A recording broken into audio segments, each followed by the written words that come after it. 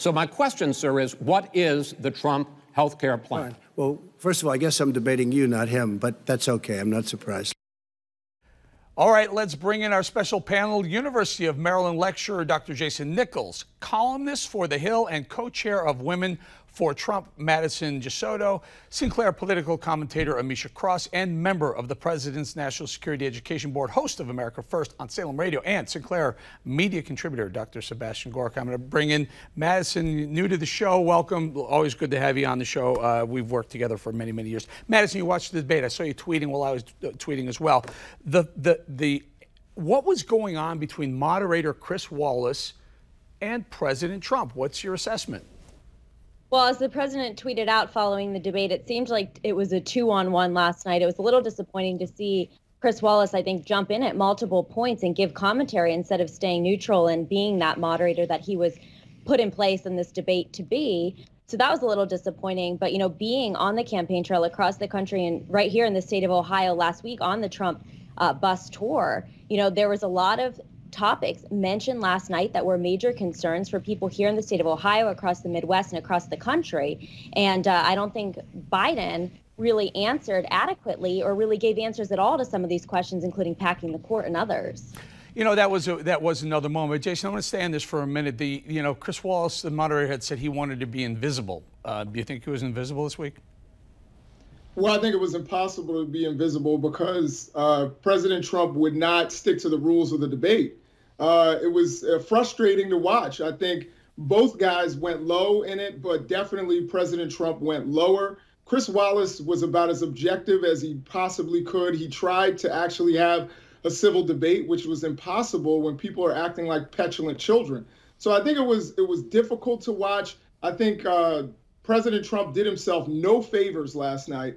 I thought if he could dial it in, he could actually reach out to suburban women, which is basically the coveted demographic in this election. He did himself no favors, did not do a good job in controlling himself and cutting his opponent off. I think you're going to see reflected in the polls that he did not go up even a bit and may have even gone down. What do you say, Sebastian? Yeah, clearly Jason is living in an alternate universe and watched another debate.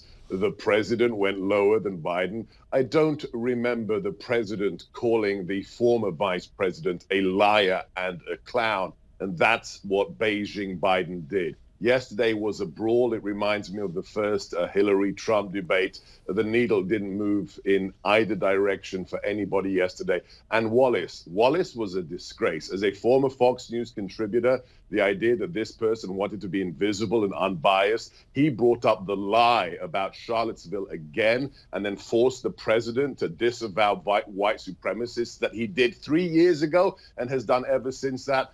Then the whole thing was a disaster, in my opinion. And Ameshia, before I get to you, I just want control. Let's we're talking about the lack of respect between these two candidates. And at one point, as Sebastian points out, called President Trump a clown. He also called him a racist. And then there's this control.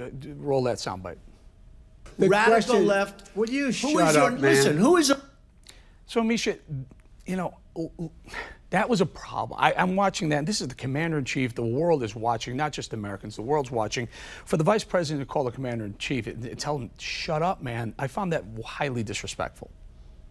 It was something that, honestly, a lot of people were feeling when they watched it. Donald Trump had, to my count, disrupted Joe Biden when he was trying to respond to questions at least 40 times. We have to remember that civility is not something that Donald Trump has within his character. He had asked for a urine test. He had asked for a drug test from Joe Biden before the debate even started. He had castigated him and his son and has been doing that for over a year now. So I think that, last night was met with, I would say, a lot more lax on Biden's side in accordance with the fire and the pressure that was coming from Donald Trump, who didn't come there to debate. He came there to be a thorn in the side. He came there to not really answer questions. He came there to stoke his base. This was not about expanding his base, and it wasn't about answering the questions that the American people want to hear the most. Even on a topic I personally thought that Donald Trump could actually lean in on when he was talking about the economy. Instead, he shifted that around to start talking about policing and to start, again, pushing some of his, what is considered by many people of color, racist rhetoric.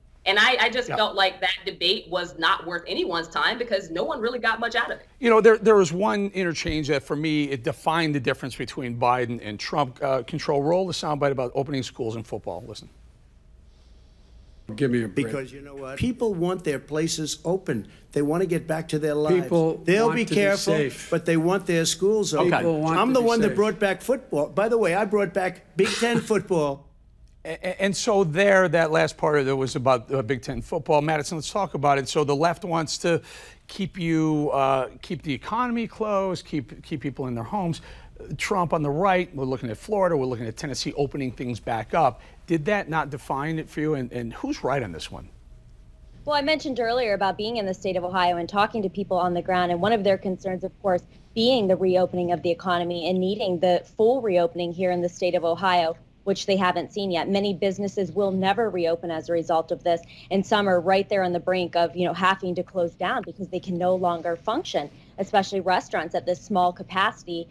When it's getting cold here in the state of Ohio, they're not going to be able to use those outdoor patios anymore. So they're very, very concerned. Of course, people in Ohio were excited to see the restart of football coming very soon. We live in Big Ten country. I'm a Buckeye myself, so that's great. But, hearing the two stark different viewpoints on moving forward with the coronavirus and President Trump wanting to reopen safely and Biden, saying on multiple occasions that he will consider shutting down again, I think that really is that difference that you're talking about that people were looking to see in this debate last night. All right, let's keep it real tight, guys. We're running out of time. Jason, your thoughts? Big Ten football, a lot of swing states are involved in Big Ten football. Is Trump right?